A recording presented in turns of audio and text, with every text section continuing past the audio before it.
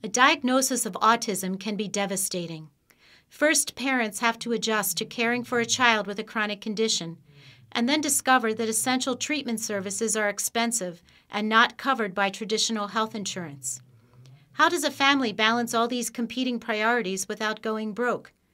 Generous support from individual donors and corporate sponsors such as Safeway help defray the cost of these life-changing treatments like those offered by Easter Seals Bay Area. Our early intervention autism project serves children between the ages of about 12 to 15 months and 36 months, so up to 3 years. And we provide pretty intensive therapy both in a community setting like we are currently in our center here, and also in the parents' homes. That's the natural environment of a 2- and 3-year-old. So what we want to do is be able to go in there and provide the child with the therapy and the family with the skills to be able to accommodate their children. There's no known cause, no known cure, but what we do know is that autism is treatable, and treatable through programs like our Early Intervention Autism Project. We're actually doing some great work, both direct services with children in the schools and also doing a lot of training and education for the school system so that they can build their own capacity to be able to serve this population. The way we look at it is this is a tsunami of kids that is both in the schools, leaving the schools, and coming into the schools, and we don't see an end in sight. So in order to be able to afford to work with this population, the schools really have to build their own capacity. And that's where we come in with our training programs. Again? Scott Smith's first child has autism, so when his second child was born, he was aware of the symptoms. Scott became concerned about his son's development when he began to see certain signs. When Parker was just 12 months old, just a year, we started to notice behaviors in him. He seemed to perseverate on spinning objects. He would take a small toy truck and spin the wheels over and over again for an hour at a time. He might look at a staircase at the slats and the light coming through the slats, and that pattern seemed to mollify him for a long period of time, 20 minutes, 30 minutes at a time. He had great eye contact. He had a wonderful personality that we could see. And he seemed to be an intelligent child developing in a lot of normal areas. But these troubling behaviors were signs that possibly something else was wrong. Yes, we had a daughter, 4 years old, 2 years older than Parker, who had already been diagnosed with autism. So we were very vigilant about looking for signs of trouble with Parker. Parker had so many good things going for him, like I say, a strong eye contact and some noises that he was making, that even his initial diagnosis among pediatricians and everything else was very difficult to see signs of any autism. But because we had had a daughter who had already been afflicted with this condition, we took steps immediately to start interventions for our son. Noticing the characteristics of autism is important for early intervention. Pediatricians can often miss the symptoms. Good morning. Morning. Good boy. Give me a kiss. Pediatricians, for example, they see many kids, and the vast majority of the children that they see every day are typical healthy developing children, some in certain areas delayed more than others. But they are seeing more and more of these cases. I think they're learning to deal with them properly. But even pediatricians will see a child every 6 months, maybe every year. Right. After they get a couple of years old, you really just don't go to the doctor all that much unless you're sick. And when a child is sick, their signs of autism aren't very prevalent. So I think parents have to they have to ask those questions to themselves over and over again. Is something wrong here? Yeah, you have to find one, I think, that's open to taking the parents' concerns as part of their diagnosis, because they are only seeing a child for a few minutes, and that child may be performing at its best. The child is in a very strange environment and maybe really at the peak of their best behavior. But the parents spend all the time with the child and see the spectrum of their behavior. And when they come to a pediatrician with concerns, I think it's very important to listen to those. Autism affects the entire family and can be overwhelming. Reaching out to other parents can be helpful. Again, Scott Smith. It's a two-sided coin. You want to connect with other people.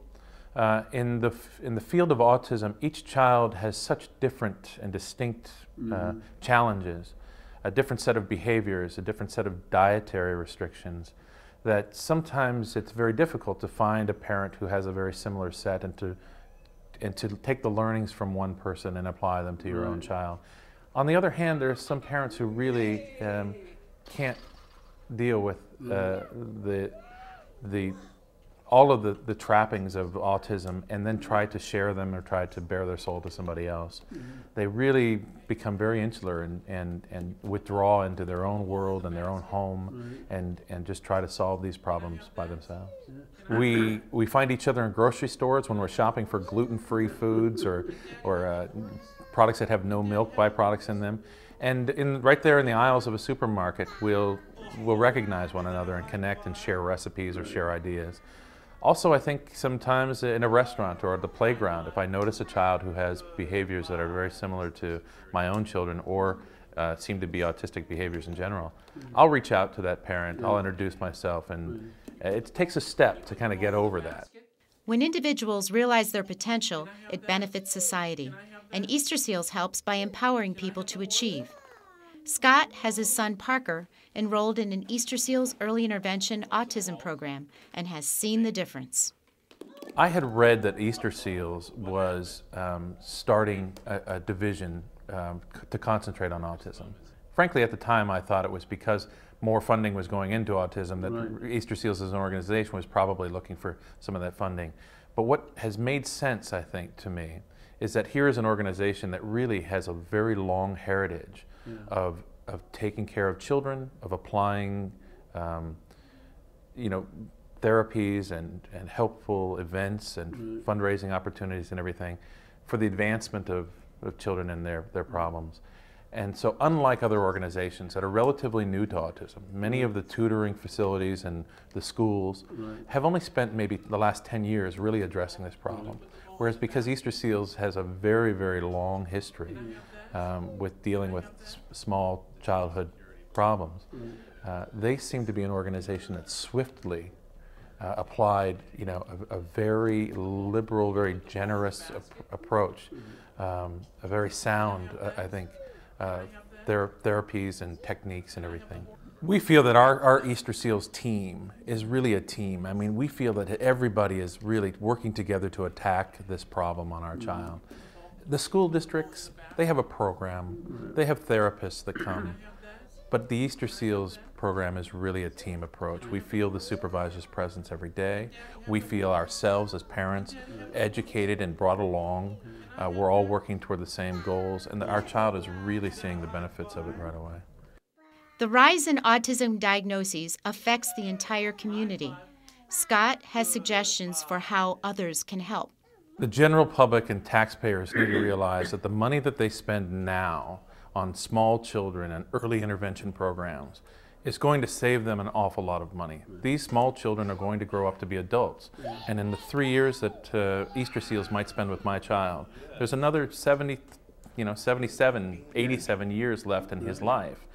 So if he doesn't develop the skills now to assimilate into society, to be an independent living person, to be a working, contributing member of our society, then we'll be taking care of him for a 90-year stretch. Where? Whoa. Adriana Moreno is a recent college graduate. When in college, she decided to pursue a career that would help others.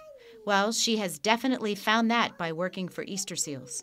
I feel really fortunate to have found it, and it's, like I said, it's ongoing training, it's constant, great clinical supervision that we get, and it's an amazing opportunity. With an incidence of 1 in 150 children in the United States, and more specifically occurring in 1 in 70 American boys, autism spectrum disorders have been classified as an epidemic by the Centers for Disease Control in Atlanta. Few therapies are covered by insurance. Those that are covered may have low lifetime caps. That is why programs like those offered by Easter Seals and funded through fundraisers like the Safeway April campaign are essential to a successful early intervention.